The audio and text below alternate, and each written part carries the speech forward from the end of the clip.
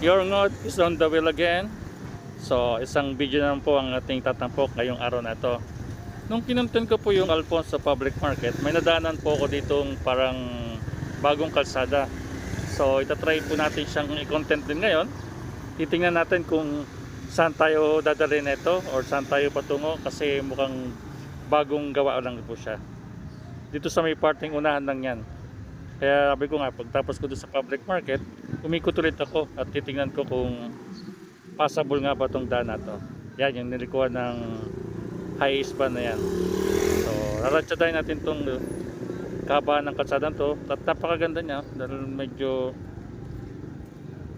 bago ang kalsada. Expect na magandang daan talaga. Kaya guys, tara, samahan nyo ako. Bye-bye natin ang kalsada. Kahabaan ng kalsadang ito. Let's go!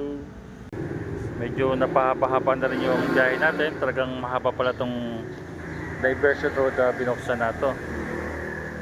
Nakikita pa naman may mga parang black and white dito sa magkabilang gilid. Ibig sabihin under construction pa yata siya, no? Hindi pa tapos or permanente na ba yan dyan? Kasi nakita ko na unang dadaanan kanina, parang meron siyang daan pang bicycle lane. Yun din ang ginamit yung barrier na yan.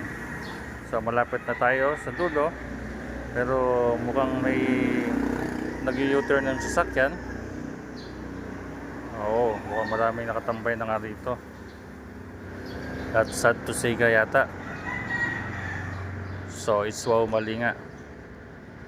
After ng tulay, hindi pa nababasag yung kalsadang patagos ng Mendez. So hindi pa siya passable. At least nakita na natin, no? Nakadaan na tayo sa lugar na ito, dito sa Alfonso Mendez na diversion. I think Alfonso Mendez na diversion to kasi tagos siya, Mendez naman eh. So wala tayong magagawa kundi ang bumalik sa ating pinanggalingang daan. Yung mga papuntang Mendez ko, mga papuntang Mendez to eh. At umanap na rin sila ng shortcut para last time, kaso mas napahaba sa nangyari dahil wala naman nakalagay na signage doon sa unahan na under construction pa siya, diga? Talagang nakapagsapalaran lang naman lahat ng mga commuters na dumaan dito ngayon. Yun lang guys, medyo na ano lang tayo na bahagya, medyo napagastos lang tayo ng gasolina, pero okay lang. Yun na may part naman ng ating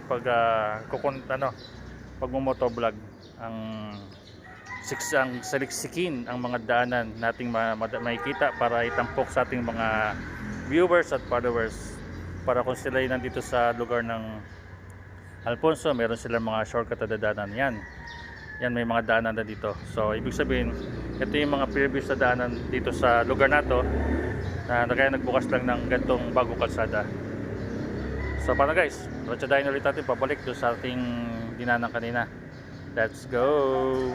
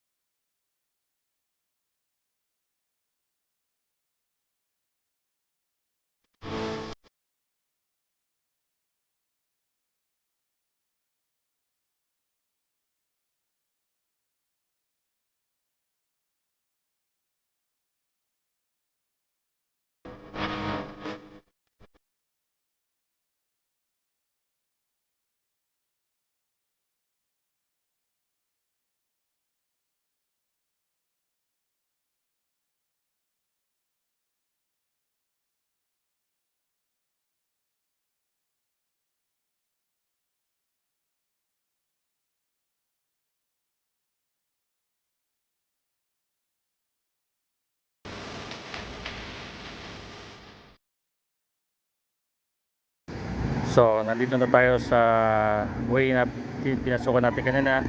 Papunta na tayo ngayon ng 13. Bye-bye na rin natin itong kalsadang to.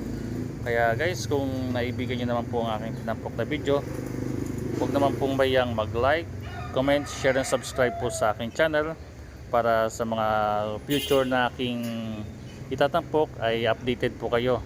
Kaya don't forget din na ring the bell para laging nagpa-pop up sa inyo yung mga bago nating tiyatapok na kakalsadahan, para kung kayo'y dumadaan dito, hoy, napanood ko na yan kay Sir Motovlog.